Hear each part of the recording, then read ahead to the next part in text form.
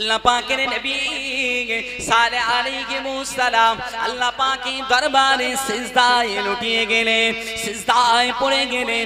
নবী আবার আল্লাহ পাকের দরবারে দোয়া চায়। আল্লাহ পাক এত বছর যাবত আমি দিনে দাওয়াত দিয়েছি, আপনার তাওহীদের কথা বলেছি, আপনার একত্ববাদের কথা বলেছি, আমি নবী সালেহ আমার রিসালাতের কথাটা বলেছি, কিন্তু আপনার এই সমস্ত বান্দারা আমাকে মেনে নেয়নি, এই সমস্ত বান্দিরা আমাকে মেনে নেয়নি।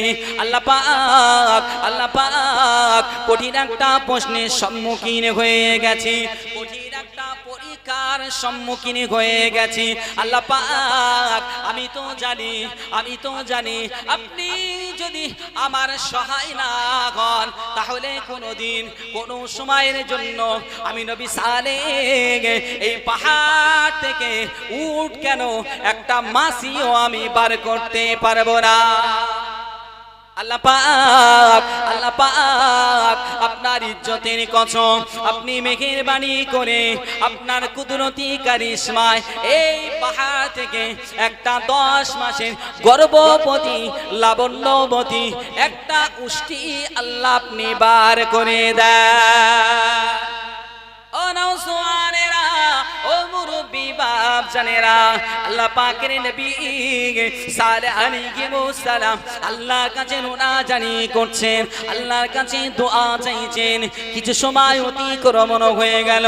কাতেবা পাহাড়টা যেমন ভূমিকম্প হলে কেঁপে ওঠে, ঠিক তেমনি ভাবে কাতেবা পাহাড়টা কম্পন হয়ে উঠল, কাতেবা পাহাড়টা কেঁপে উঠল। দেখা যায় আমার আল্লাহ পাকের কুদরতি কারিশমায়, আল্লাহ পাকের কুদরতি ক্ষমতায় ওই কাতেবা পাহাড় থেকে 10 মাসের গর্ভবতী লাবণ্যবতী হিষ্টপুষ্ট একটা উষ্টি আমার আল্লাহ পাক ওই পাহাড়ের মধ্য থেকে পাহাড়টা ফাটিয়ে চুচির করে দিয়ে বার করে দিলে। আর একটু জোরে হবে না সুবহানাল্লাহ। আমার আল্লাহ পারে না এমন কিছু আছে? কিচ্ছু নেই। রব্বে কারীম সব পারে, শুধু ইয়াকিনটা রাখতে হবে, বিশ্বাস রাখতে হবে। বিশ্বাস যদি থাকে তাহলে আপনি বুঝতে পারবেন রবের ক্ষমতা কি। আর আপনি যদি বলেন সব জিনিসটা আপনি তুচ্ছ ভাবেন, তুচ্ছ মনে করেন, তাহলে আমি কেউ বুঝবো না। রবের কারিশমা যারা বুঝেছে, পীর ওলি মাশায়েখ যারা, মুজাদ্দিদুজ জামান আলা হযরত দাদা হুজুর পীর কিবলা, 5 হুজুর পীর কিবলা, এমনি ভাবে পৃথিবীর জমিনে যারা আউলিয়া ওলিদের খাতায় নাম যাদের আছে তাদের ইতিহাসগুলো ঘেঁটে দেখে। আজকের হয়তো কোনো মানুষ কেউ বলতে পারে যে এগুলো বানোয়াট, সে তার চিন্তাধারা নিয়ে বলতে পারে। আবু বকর সিদ্দিক রাদিয়াল্লাহু তাআলা আনহু নবীকে এক কথায় ঈমান এনেছেন, হাতে বায়াত গ্রহণ করেছেন। আর আবু জেহেল সারা জীবন নবীর বিরোধিতা করেই গেছে। আবু জেহেল আমার নবীর সাহাবা খলিফাতুল মুসলিমিন হযরতে আবু বকর সিদ্দিক রাদিয়াল্লাহু তাআলা আনহু দেখেছেন সর্বদা নবীর চেহারা মোবারক থেকে নূর ঝরে পড়ছে, বলেন সুবহানাল্লাহ। আর আবু জেহেল সারা জীবন বলে গেছেন মুহাম্মদুর রাসূলুল্লাহ সাল্লাল্লাহু আলাইহি ওয়াসাল্লাম কালো কুসরি, দেখতে ভালো না। কারণ কি? ওর নিজের চোখেই ছানি পড়ে আছে। তো যার অন্তরে ছানি পড়ে আছে সে ওলিয়া আউলিয়াদের সম্পর্কে কি বলবে? আগে অন্তরটাকে পরিষ্কার করতে হবে বাবা। আল্লাহর নবী হযরতে সালেহ আলাইহিস সালামের কারিশমা দেখে অবাক হয়ে গেল। কিন্তু ওই যে দম্পতি সমাজে দুর্বল শ্রেণী যেটা মেনে নেয়, প্রভাবশালী ব্যক্তিরা সেটা মেনে নেয় না সহজে। দুর্বল শ্রেণী যারা ছিল, অসহায়, যাদের মনটা কোমল, হৃদয়টা কোমল নরম, তারা রাসূলের কাছে হাতটা বাড়িয়ে দিয়ে ঈমানের কালেমাটা পড়ে নিয়েছিলেন, বলেন সুবহানাল্লাহ। আর যারা নিজেদের ধর্ম নিয়ে দাম্ভিকতার সঙ্গে চলতো তারা নবীকে মানতে চাই। সালেহ আলাইহিস সালাম অবাক হয়ে গেছে, তোমরা আমাকে ওয়াদা করে শর্ত দিয়েছিলে, এই পরীক্ষায় তোমরা আমাকে ফেলেছো, তোমরা শর্ত দিয়েছো যদি তুমি পাহাড় থেকে উষ্টি বার করতে পারো তোমরা আল্লাহ পাকের দাসত্বকে স্বীকার করে নেবে, আমাকে নবী বলে মেনে নেবে, কিন্তু তোমরা নিলে না, তোমাদের নিতে হবে না। তবে তোমাদেরকে আমি সাবধান করছি, আল্লাহ পাকের যে নিদর্শন, যে উষ্টিটা এই পাহাড় থেকে বার হয়েছে, পাহাড় চৌচির হয়ে আল্লাহ বার করে দিয়েছে, এই উষ্টিটা আল্লাহর নিদর্শন, এর সঙ্গে তোমরা কেউ বিয়াদবি করবে না, কেউ বিয়াদবি করবে না, এটা আল্লাহর উষ্টি। ভুলেও অসৎ উদ্দেশ্যে একে তোমরা স্পর্শ করো। সামুদ জাতির লোকেরা এই খবরটা শুনে ওরা ভয় পেয়ে গেল, কিন্তু ওদের সমাজের মধ্যে, ওদের কওমের মধ্যে একটা সমস্যা দেখা দিল। সমস্যাটা হলো, একটা কুয়া, যে কুয়া থেকে, যে কূপ থেকে ওই সামুদ জাতির লোকেরা সারা সপ্তাহ পানি নিত। সপ্তাহে একটা দিন আল্লাহ পাক নির্দিষ্ট করে দিলেন যে এই কূপের পানি এই উষ্টি খাবে, এই উষ্টি এই কূপের পানি খাবে, আর উট যেদিনকে ওই পানিগুলো খাবে কুয়ার পানি পুরো শেষ হয়ে যাবে। পরিবর্তে আল্লাহ পাকের কুদরতি ক্ষমতা, আল্লাহ পাক বললেন, হুকুম দিলেন, নবী মারফত জানিয়ে দিলেন, নবী ওদেরকে বলে দাও, ওরা যেদিনটা পানি পাবে না সেই দিন এই উষ্টির দুধ দহন করে ওরা জীবন অতিবাহিত করবে। বলেন সুবহানাল্লাহ। নওজওয়ানেরা ও মুরব্বি বাপ জানেরা, আল্লাহ পাকের নিদর্শন, আল্লাহ পাকের কুদরতকে মানতে চায় না। সামুদ জাতিরা সপ্তাহে একটা করে দিন পানি না পাওয়ার জন্য এরা রাগান্বিত হয়ে গেল, উষ্টিকে মেরে ফেলার জন্য রাগান্বিত হয়ে গেল, পরিকল্পনা তৈরি করলো। কিন্তু কে উষ্টিকে কতল করবে, উষ্টিকে কে মেরে ফেলবে, সাহস হচ্ছে না, কে মারবে সাহস পাচ্ছে না। অবশেষে এক মহিলার নেতৃত্বে, মহিলার প্রলোভন দেখিয়ে সেই উষ্টিকে হত্যা করা হয়েছিল। আর নিসা ও হিবালাতিশ শায়াতিন, নারীদেরকে শয়তানের জাল বলা হয়েছে। পৃথিবীতে আপনি যদি একটু ফলো করেন, একটু খেয়াল করেন, দেখবেন নবী থেকে শুরু করে বড় বড় পীর মাশায়েখ, তাদের সব নারীদের তহমত দেওয়া হয়েছে। হয়েছে কি হয়? নারীদের তহমত দেওয়া, নারীদের প্রলোভন দেখানো হয়েছে। সপ্তাহে একটা দিন পানির পরিবর্তে উষ্টির দুধ দহন করে দিন অতিবাহিত করবে, এ জাতি, এ কওমের সহ্য হলো না। কওম মেনে নিতে পারল না। সমাজের যে নেতা আছে, লিডার আছে, একজন ব্যক্তিকে বলল যে শোনো, তুমি যদি এই উষ্টিকে হত্যা করতে পারো তাহলে আমার দুইটি মেয়ে আছে, এই মেয়েদের, এই দুটো মেয়ের মধ্যে যে সবথেকে সুন্দরী, দেখতে শুনতে ভালো, তার সঙ্গে তোমাকে বিবাহ দেব। নওজওয়ানেরা ও মুরব্বি বাপ জানেরা,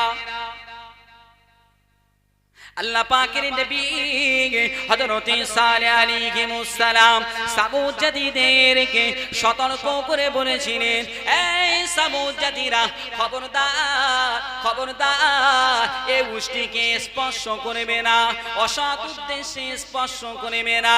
যদি তোমরা এই উষ্টিকে অসৎ উদ্দেশ্যে তোমরা স্পর্শ করো, ক্ষতি করার চেষ্টা করো, তাহলে জেনে রেখে দাও, শুনে রেখে দাও, আল্লাহ পাকের তরফ থেকে তোমাদের প্রতি আযাব নেমে আসবে, গজব নেমে আসবে। কেননা আমি নবী সালেহ আলাইহিস সালাম আমি যৌবন কাল থেকে নিয়ে আর এই বার্ধক্য অবস্থায় উপনীত হওয়া পর্যন্ত তোমাদের কাছে তাওহীদের বাণী নিয়ে গেছি, কলেমার কথা বলেছি, তাওহীদের কথা বলেছি, আমার রিসালাতের কথা তোমাদেরকে বলেছি, কিন্তু তোমরা মেনে নাওনি। শেষ পরীক্ষা স্বরূপ তোমরা আমাকে ইন্টারভিউ নিয়েছো, আমাকে পরীক্ষা দিতে বাধ্য করেছো। আল্লাহ পাকের নিদর্শন স্বরূপ কাতেবা পাগার থেকে আল্লাহ পাকের নিদর্শন গর্ভবতী, লাবণ্যবতী উষ্টি আল্লাহ পাক বার করে দিয়েছেন। এটাই তোমাদের শেষ সুযোগ। এরপরে যদি তোমরা সোজা না হয়ে যাও, যদি তোমরা আল্লাহ পাকের দাসত্ব স্বীকার না করে যদি এই উষ্টিকে হত্যা করার পরিকল্পনা করো, আল্লাহ পাকের তরফ থেকে আযাব এসে, গজব এসে তোমাদেরকে শেষ করে দেবে। এরপরেও যদি তোমরা যদি পরিবর্তন না হও, তাহলে জেনে রেখে দাও আল্লাহ পাকের তরফ থেকে এবারে তোমাদের নিঃশেষ করে দেওয়া হবে, গজব চলে আসবে, গজব নেমে আসবে। আল্লাহ নবী হযরতে সালেহ আলাইহিস সালাম এই যে কথাটা সংবাদটা দিয়ে দিলেন, মানুষের মনে একটা ভয় ঢুকে গেল যে যদি আযাব চলে আসে, আল্লাহর তরফ থেকে গজব আসে, ভয় তো আছে, মৌতের ভয় সবার আছে, সবার মৌতের ভয় আছে, সবাই আমরা জানি। যে দিন মানে, যে শরিয়াত মানে, যে কোরআন মানে, যে হাদিস মানে, সেও জানে মরতে হবে, যে মানে না সেও জানে মরতে হবে। কিন্তু মরতে কে চায়? সবাই তো আমরা চাই 60-এর জায়গায় যদি 70 হতো ভালো হয়, 70 হলে মনে হয় 80 হলে ভালো হতো, 80 হলে মনে হয় 90 হলে ভালো হতো। ভয় ঢুকে গেল, কিভাবে এটাকে শেষ করা যায় পরিকল্পনা করা হলো। নারীর প্রলোভন দেখানো, লিডার যিনি আছেন প্রলোভন দেখিয়ে দিল। কুদার নামক একজন ব্যক্তিকে বলল যে তুমি যদি হত্যা করতে পারো, আমার দুটো মেয়ের মধ্যে একটা তোমাকে দেব। নওজওয়ানেরা, ও মুরব্বি বাপ জানেরা, আল্লাহর নবী হাবিবুল্লাহ মুস্তাফা আরবি আমার কেন বলেছেন আন-নিসাউ হিবালাতিশ শায়াতিন, নারী হলো শয়তানের জাল। কেননা গোটা সমাজের মানুষ যখন আতঙ্কিত, কেউ চাইছে না যে উষ্টিকে হত্যা করার ক্ষমতা কারো হচ্ছে না, সাহস দেখাতে পারছে না, ঠিক ওই রকম একটা সময় শয়তানের সব থেকে বৃহত্তম ষড়যন্ত্র নারীদেরকে আগিয়ে দেওয়া। সেই নারীর প্রলোভন দেখিয়ে কুদার নামক এক ব্যক্তি ওই আল্লাহ পাকের নিদর্শন ওই উষ্টিকে হত্যা করেছিল। শুধু হত্যা করেও শান্ত হলো না, ওরা মনে করছে যে উষ্টি হত্যা করে ফেলেছি মানে আমরা জয় করে ফেলেছি, আমাদের লাভ হয়ে গেছে। কিন্তু পরে যে বিপর্যয় আছে সে চিন্তার কথাই নেই।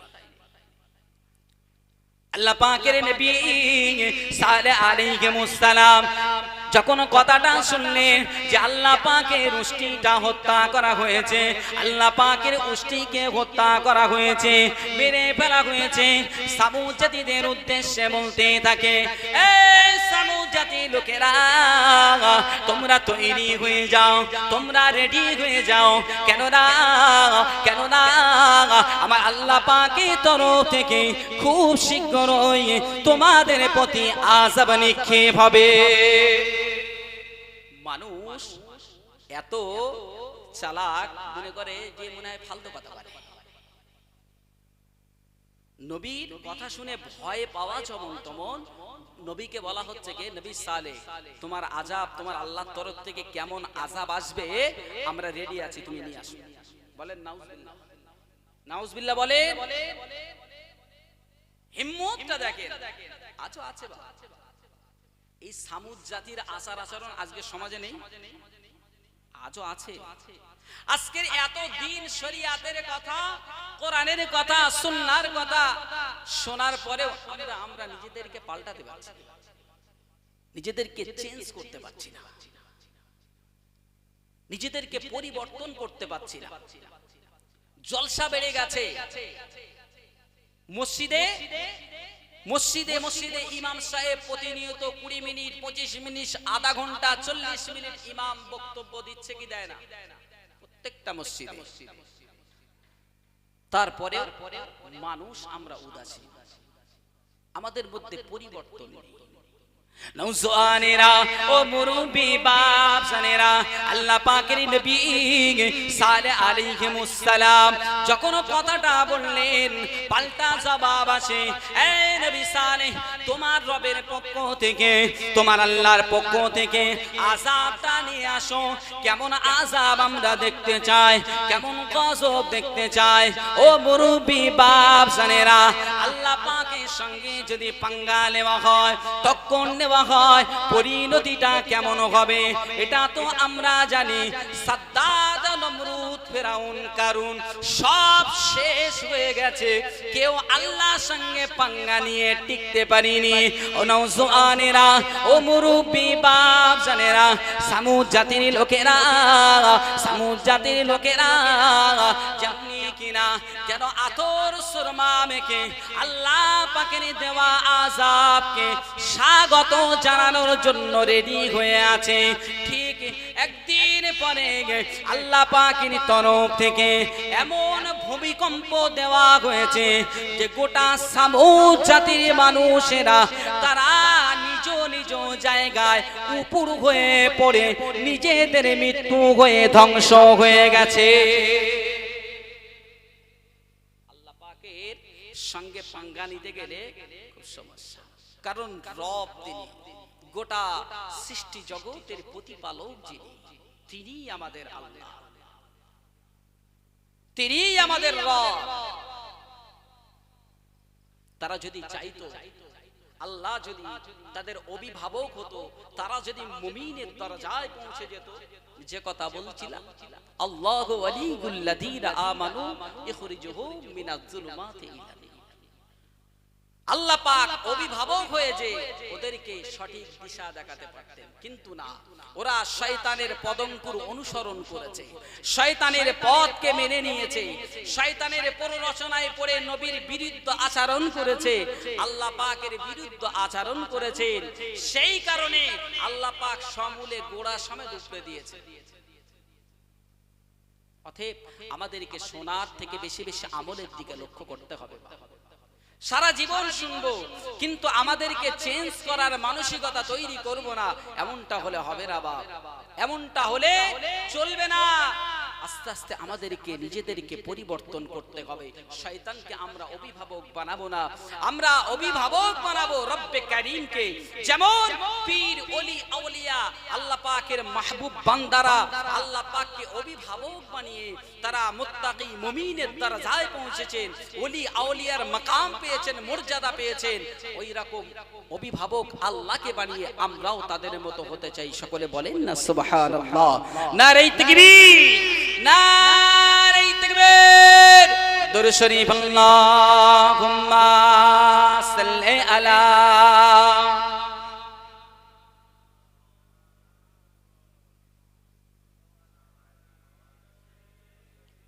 মাওলানা মুহাম্মদ, আল্লাহুম্মা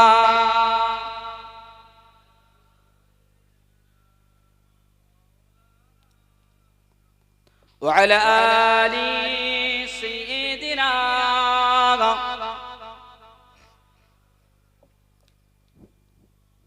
প্রভু তুমি বলেছ রাসূল দেবে না,